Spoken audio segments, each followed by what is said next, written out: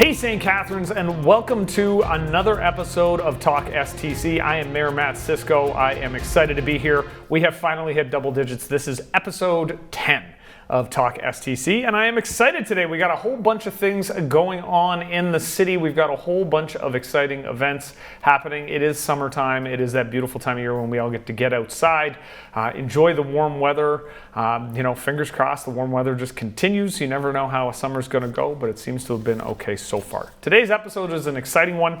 June is Seniors Month. One of the things that we've been talking a lot about at City Hall.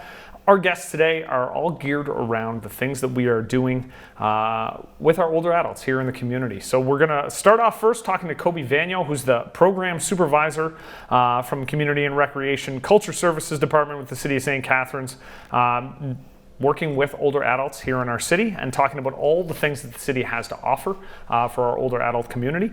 And then we're going to be joined by two guests, Ella and Kate, to discuss the Intergenerational Community Engaged Residency program, which is a unique experiential learning and living opportunity in partnership with Brock University and Niagara Regional Housing. But our first guest today, coming from Community, Recreation and Culture Services Department, working with older adults, is Koby Vanyo. Koby, welcome to the show. Thank you. Thanks for having me. Pleasure to have you here. I'm going to go through a little bit of a bio just to touch on some of the things. Program Supervisor at the city. Your portfolio includes oversight for the staff and the programming for community and older adults centers in St. Catharines. Yes. Now, how did you start at the City of St. Catharines? I want you to start right from the beginning. Right from the beginning. Yes. So years and years and years ago, I started as a lifeguard with the City of St. Catharines, worked at Lancaster Pool, which sadly no longer exists, but that was my first pool, and stayed with the city all the way through, went away to university, came back to the city. I love it here. So I am constantly amazed by the number of staffers who started at the city as lifeguards. Yeah. You are not the only one, and I think it's a neat story that's the entry point for a lot of people to see the good that the city does and go, you know what, I want to do that for a career. Yep. So passionate about programming for older adults and how to improve the programming for the City of St. Catharines. For sure. You literally only have to be 50 years old to be an older adult member, and that was a big milestone for me last year. So, I can officially become a member of the Older Adult Center and participate in the programming, and it's been great. As I know you've already had her in your ear, my chief of staff is desperate to become an older adult so she can hang out at the Older Adult Center specifically. She loves the folks at Dunlop, but she's still got a little bit of time to go. Yeah, we have a lot of fun. That's phenomenal. So it's Seniors Month. Earlier this month, I had the opportunity to be at the flag raising. I was there with staff and residents to raise the flag at Dunlop Older Adult Center. Tell me a little bit about what's going on this month and what sort of programming we have available for our older adults in the community. Sure. So we do celebrate June as Seniors Month every year, and started off with the flag raising, and then we hosted a senior active living fair, which had vendors who were promoting mostly active living. So the Bruce Trail Club was there, and lots of other active programming that people could get involved with in the city. And we had almost 300 people attend the event, which was terrific. In conjunction with that, we had a coffee break for the Alzheimer's Society, and we're able to make a donation to them. So we have very generous seniors in our older adult centers, whether they're donating non-perishable food to community care or making monetary donations to things like the Alzheimer's Society. It's terrific. We have been very fortunate to take some of our programming and do some specialized programming up at Canada Games Park. So that has been a great opportunity for us because we don't have any buildings per se in that end of the city, so it's a bit lacking in older adult programming that the city offers. So we offered a couple fitness parties where we had lots of older adults come up. They had a great time. We were able to make the party a lot larger in numbers than what we have normally in our classes, and everyone had a great time. And we are offering a euchre tournament later this month, and we are doing an evening of entertainment with Nashville Niagara. So there'll be some food and some live music. Yeah, so we've been pretty busy for June. I was going to say, that's a busy month. Yeah. That's great to hear about Canada Games Park, though. And what's been the reception? Because a lot of residents, still haven't made their way through the facility. You've got programming being offered through there with CRCS. What's been the reception from older adults who are coming through and doing the program? Yeah, really excited, because a lot of them have not taken the opportunity to come up and check out the venue and just see what's there for them. We had been promoting like the free walking track all through the winter season, because that's a great opportunity for people to stay active, and there's no charge associated with it, and it's a great safe space to go and do your walking and stay active. But they're amazed. It's 4 gymnasiums, the walking track above, and just seeing the whole building put together has been really great for some of the seniors to see that. And it's always cool. There's always something going on in the building. Always. So you've always got, if you're in the middle of a hard workout, whatever it might be, there's always something to distract you just a little bit. Yeah. So physical and social benefits from participation in the programming that you're offering. How do you see those benefits playing out? So right now, there has been an explosion of people looking for active programming. We cannot offer enough fitness classes. We try to keep them, varied, and different times of the day, different instructors, different levels of activity. And so the benefits of staying physically active are proven time and time again, that if you keep moving, it's all good for your cardiovascular health, it's good for your mental health. And then just being together in a social environment, you could be coming to our bingo afternoon, or you could be coming to the Yarn Lovers program. But being socially connected for older adults is really life-altering. And that, of course, came about after we had been just through COVID. And there's been a number of studies done that shows if you can continue to keep yourself socially connected, it absolutely improves your overall health. Yeah, and that's such a huge part for everybody. And I know with my own parents, one of their biggest frustrations throughout, the first year and a half, 2 years of COVID was that complete sort of shutdown and social isolation, and, only being able to connect with very small people within your bubble. Yeah. Bubble, by the way, is a phrase I hope we never actually have to use again in any real context. But to have that programming there, I know you did a lot of online and virtual programming, but I would imagine the reaction as you got back to in-person has been very positive. Yeah, that's what everybody wants. They want to be meeting with their friends. It could be just that they're wanting to meet for coffee in the lounge, or they want to just catch up with each other. There are people who come to our centers who don't have any contact with other people for the rest of their day. And so it's a lifeline for people to come into our centers, and it's an excellent opportunity. And I almost feel like we're a bit of a hidden gem, because not enough people who are living in the community are familiar with what we have to offer. Yeah, and I will say, every time I've walked in, I'm not quite at the point where it's necessarily for me, but everybody's always so welcoming. And I think, from my own personal standpoint, I'm pretty introverted, and it's a little bit hard for me to put myself out there. But walking into the center, everybody's always got a smile. Everybody's inviting me in. Come check out what we're doing in here. And I think it's phenomenal, and I've seen that every person that comes through the door. So, nothing to be concerned about. We need to get more men through the door. Okay. So let's get those men out there. They're at high risk for being socially isolated. Yeah. The women we know how to take care of, getting socially together, and it's the men we need to encourage more. So for those people who don't know where the older adult centers are around the city, or where they can access programming for older adults, where are we directing people? Yeah, so our 3 actual older adult centers are Dunlop Drive Older Adult Center, which is 80 Dunlop Drive in St. Catharines. West St. Catharines, which is on Chetwood Street.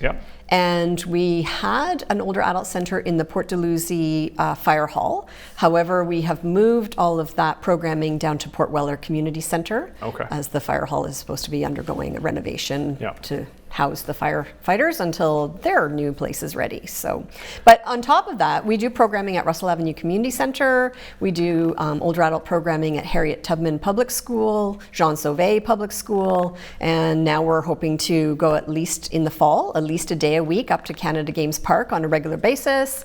We're looking to expand into other areas of the city that are pockets that we don't have any programming in. That's phenomenal. Now, do you have a personal favorite piece of programming that you offer? Is there anything that when it comes up on the schedule like that, I'm going to take care of that one? Yeah, there are so many varied things and popular things. I did go through and take the Learn to Pickleball program personally myself because it is on everybody's mind. Pickleball is growing faster than we can keep up with it. And I thought I better figure out what this is all about and learn for myself a few things. So we had a great time. So I'm just going to say this, and I tell this story to all kinds of people. When I started on council 13 years ago, I had never heard the word pickleball. Yes. I didn't know what it was. And I feel like I'm surrounded by it now. Yes. And I have a vague idea of, some of the controversy around pickleball. Yeah. I have become intimately acquainted with the conflict between tennis associations and pickleball associations. Yes. It's growing, though, with older adults specifically. Yes. And honestly, the older adults, it's an excellent game for them. It is very social, so it hits that piece of being, socially engaged, but also a good physical opportunity. It can be, on different levels. So there are we have some older adults who are very competitive and, could certainly take out a younger person if they wanted to. It's very competitive for some people, but it is really easy on the joints, but still working your coordination and your endurance, your stamina. And, it is really a fun social time, so. I have no doubt I will continue hearing about pickleball. We'll get you on the court. I can't wait. So summer programming registration is now open. Yeah. What sort of events are people or activities are people able to sign up for? Yeah. So for the older adults, we actually have a couple of new programs. Zen Tangle, which is really brand new. Actually, just was introduced to it at the Active Living Fair.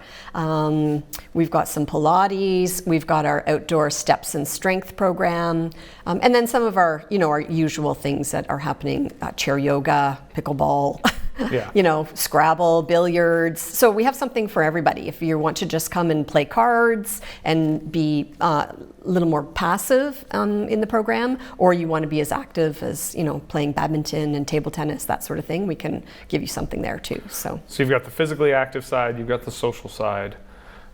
When you say card games, I'm assuming cribbage, euchre, those sorts of things? Yeah, we've got, actually, right now, bridge seems to be really growing, which is unusual. That's a new phenomenon happening right now. So the bridge group is great. Euchre, bid euchre, cribbage. There's a lot of women who are, and it's not cards, but they're playing mahjong. Okay. Yep, so that's also growing. Each week, I feel like we put up another table for another group to come in, so. I've never played mahjong in person, like physically, but I've played it on the iPad. Okay. It's an incredibly enjoyable game. Yeah. Surprisingly enjoyable. Yeah. So it sounds like you got a little bit of everything for everybody. Yep. Oh, I love it. I think it's phenomenal. And if people want more information, they're just heading to stcatharines.ca. Yep, you got it.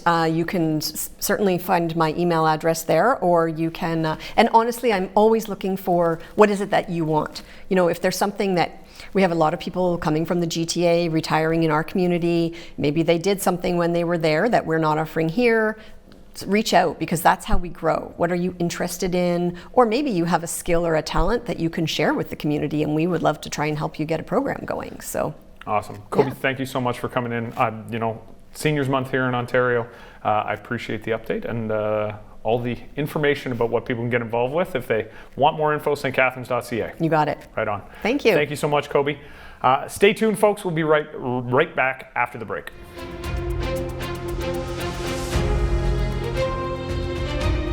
Hey, St. Catharines, welcome back. I am very excited about my next guests. And we're going to be speaking with Ella Laygo and Kate Scully to talk about the ICER program. We're going to get into what that is in just a second. But first of all, welcome to the show, Ella and Kate. Thank you. So, I'm going to go through a little bit of a bio first. We'll talk about who you are, where you're from. Ella, first, born and raised in Batangas, Philippines. I said that right? Okay. Moved to Ontario in 2012 with your family. You have a bachelor's in, is it applied health science? Allied health science. Allied health science. Okay, that's good. And a diploma in occupational therapy and as a physiotherapy assistant. Currently in a master's of applied gerontology at Brock. Third semester completing a field placement at Seasons Retirement in Welland. Yeah. All right. And you work as an occupational therapist and a physiotherapy assistant, providing home therapy services, rehabilitation services in a hospital setting, and you want to work with older adults as a career when your education is done. That's right. All correct? Yes, all all right. correct. I got to the end of that and I was right. All right, Kate. Kate, you're the ICER Award Coordinator at Brock University. Brock alumni. Fantastic. Go ×2. Go Badgers. Graduated Master of Applied Gerontology program in 2021 and a Bachelor of Medical Science program in 2020. And then in addition to working as the ICER Award Coordinator, you're also completing your compressed Bachelor of Science in Nursing degree at Lakehead with the goal of working with older adults as a registered nurse. Correct, yeah. That is phenomenal. So welcome to the show today. Thanks. Kate, I'm going to start with you. Sure.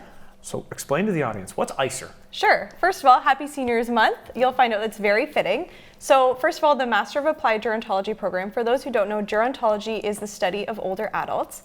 So the ICER Award is the first of its kind, an intergenerational residency, intergenerational community engaged residency program, a partnership between Brock, the Master of Applied Gerontology program there, and Niagara Regional Housing. So what that is it's a program where a Master of Applied Gerontology student actually lives in a subsidized living building in St. Catharines with 144 older adults. So first of its kind, Ella is our first student of this program, and we're really excited to just talk about it and all the great things that Ella has done this year. I love that because you kind of gave the segue into how I found out about the program. So I've been very lucky this term of council. I was added to the Niagara Regional Housing Board, and I'm actually the vice chair. And so we had a presentation about the program and what you were doing. This is back in January, and we've been trying to get you on the show because I wanted to explain to the community this program. I know when it was presented to our board, all of the board members were amazed, like just an absolutely fantastic program. And it seems like the outcomes for the residents have been phenomenal. So we're going to get to that part, but what inspired you, Ella, to go down this path? Yeah, thanks, Mayor. What inspires me mainly is because I was actually raised by my grandma. Okay. So I think it's just her values added to me, and then plus applying to the program itself, the gerontology program, is when during the pandemic I volunteered at a long-term care home, and I think that was an eye-opening for me, and hopefully that I can serve the older adults, which is currently, as you mentioned a while ago, I'm already working with older adults. So I think I just want to expand my knowledge how I can advocate for older adults and in the future. So that really inspired me, like the long-term care and also my grandma. So spending that time with your grandmother, I would assume that's sort of what steered you in the original path, just to work with older adults in general. Definitely, for sure. So what was it like? I mean, you would have been doing this under some pandemic restrictions and pandemic conditions. What's that been like? And how has that affected the older adults that you were working with?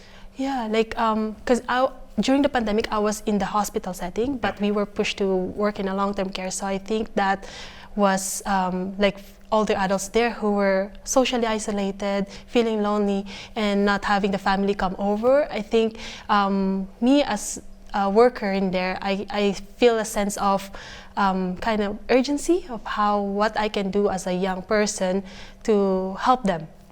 So I would think the experience you've had with your grandmother, like that would help you. I know I spent a lot of time with my grandparents, and I've always felt very comfortable around seniors, and even as a young person, being able to connect and find things to talk about. Did you find that your earlier life experience gave you a bit more of an in when it came to working with the older adults in the building?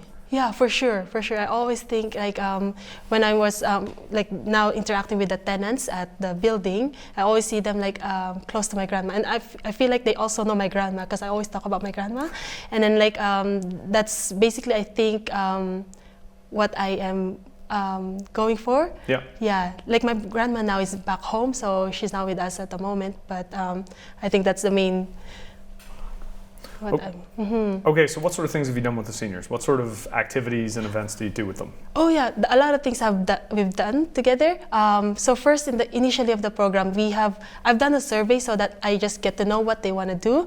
So having that survey, so like for example, most tenants a lot to do like food or cooking, for example, or even just going for a trip. So basically, I've done like we were planning in September as soon as I moved in, and then in October we've done like movie nights, for example, cooking, or like going to the public library, using other resources, having going online to listen to like fraud prevention that a lot of seniors experience, and also going through teaching them like technology, because a lot of them have reached out that I can also help them to use their phones even. A lot of them don't have their own computers, but just to get them on online resources that they need. And also we had a trip in Niagara recently, just before I end this last semester, and then so many things we have done so far. That's a exercise lot. Even fitness class, just so because I've always like a physiotherapy background, I've always advocate like physical activity is key so that they can continue working. I think that's phenomenal. Now, something you mentioned that I think is important for people to recognize. So you're on site. Like you're there 24/7 pretty much? Pretty much, yeah. That's phenomenal. And I would imagine, like I don't want to say built-in grandchild, but it's almost like having a built-in adult grandchild who's there to be able to just do all of those things that I think most people wish they could do for their grandparents. I can see how that is really important for them. Yeah. That's a good point, Mayor, because actually a lot of them live on their own, and then like having me, actually when I move in there, it's a lot, I actually felt lonely because it was my first time moving out of home. And then like when I got to know them, they were able to say that you're part of this family, and just that sense of community and family in that building. I felt that. So it's also a give and take. Like they gave me like, for example, like kind of companionship, and as I gave when I was living there. I'm living there, yeah. That's phenomenal. Okay, so what's been the best experience so far? Do you have like a highlight or a couple of highlights of your time in the building? Lots of them. So actually favorite, I'd say like just the recent now that our favorite game, we play Uno every week. We play that, and then just going for a walk every week and having breakfast at sunset. I think that's been like my favorite these days. But also one of the highlights just recently is able to learn sign language as well, in a way, just because I kind of have to, so that I can communicate with some of the residents there. Okay. So that challenged me in a way, but also in a good way. So that's one of my favorite things, because it helped me. That's awesome. Yeah, for sure.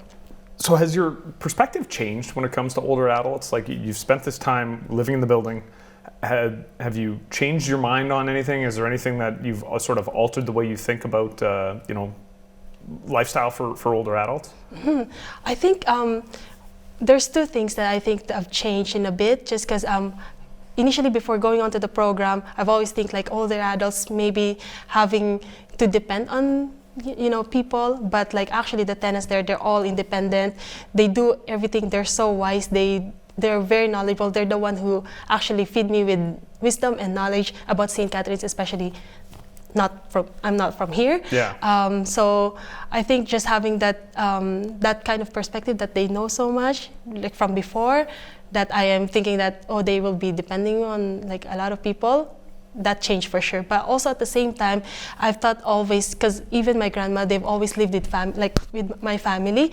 So just seeing a lot of older adults living on their own here, it's a quite different culture. So I think having that perspective of different culture has helped me in seeing things. That's awesome. So Kate, when it comes to intergenerational programs like this, should we be doing more of this? That was definitely the sense that we got at the NRH board, was that this is something we need to look at expanding. From your perspective, how does that work? Is it something that's necessary? Is it needed? Yeah, absolutely. If you could see what Ella's doing on a daily basis, I would definitely say yes. If we want to expand this further, it would be great for the community, especially after the COVID pandemic, where we saw there was so much social isolation.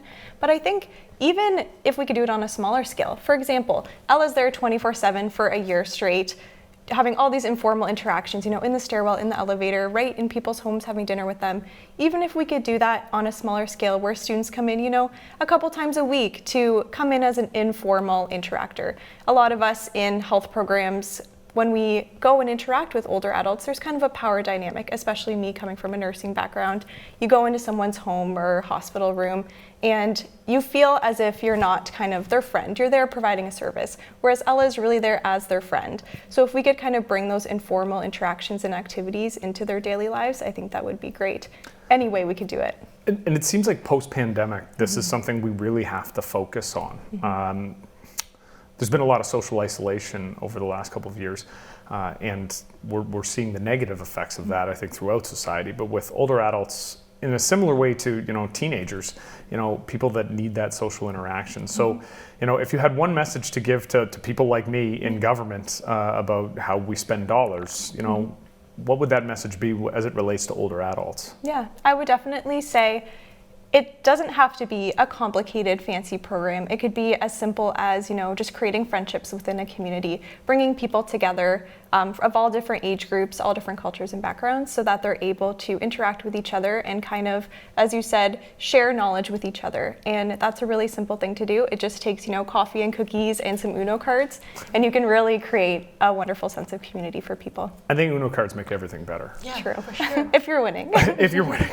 So Ella, just to finish, what's next after the ICER award? What's coming up next for you? Oh, like in the building for sure? Well, in the building and then post being in the building. After, yeah, for sure. So in the building, we got, because I'm there until July, so we are doing a lot of more activities that mainly, actually, they're doing a farewell party since I'm leaving. But for me as well, when I leave the building, I think I'm going back to work because I'm just on leave at the hospital setting, but I'm hoping to serve the community, serving older adults specifically. So that's the pathway you've made your decision on? Yes. Excellent. And what's next for the ICER Pro Award? Is it continuing? This is long-term? Yep. Happy to say it's continuing. We have a new student that's coming into the building in August. So hopefully to continue the program at 14 Center Street, but also to expand it to different areas as well. That's phenomenal. Yeah. Listen, thank you so much. This is exactly what I was hoping it would be when I saw the presentation back in January. This is what I was hoping for. I really appreciate you coming in.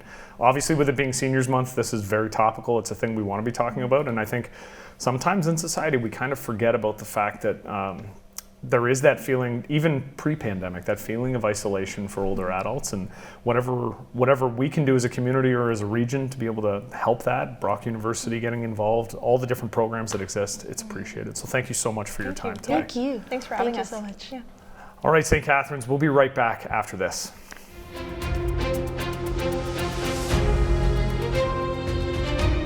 St. Catharines, thank you so much for joining me here on talkSTC. It was a great episode today. I want to say thank you to Koby Vanyo from the city of St. Catharines, as well as Ella and Kate from the talk about gerontology and the programs going on here in St. Catharines.